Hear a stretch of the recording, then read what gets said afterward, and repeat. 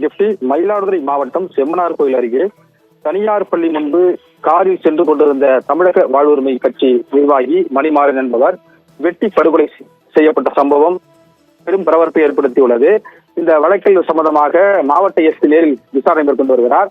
மயிலாடுதுறையில் தமிழக வாழ்வுரிமை கட்சியின் பொறுப்பாளர் நியமன கூட்டம் நடைபெற்றது. இதில் மயிலாடுதுறை, திருவாரூர், நாகப்பட்டினம், காரைக்கால் மாவட்டத்தைச் சேர்ந்த நிர்வாகிகள் கலந்து கொண்டனர்.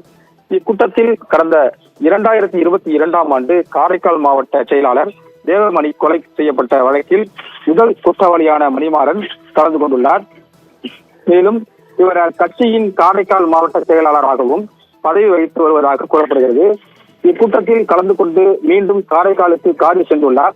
அப்போது செம்மனார் கோயில் தனியார் பள்ளி வாயிலில் மணிமாறன் வழிமறித்த 2 காரில் வந்த 7 மர்ம நபர்கள் சரமாரியாக வெட்டியுள்ளனர். இதில் சம்பவ இடத்திலேயே மணிமாறன் உயிரிழந்தார். பின்னர் தகவல் அறிந்து சம்பவ இடத்திற்கு வந்த மாவட்ட காவல் கண்காணிப்பாளர் ஸ்டாலின் முதற்கட்ட விசாரணையை துவங்கியுள்ளார்.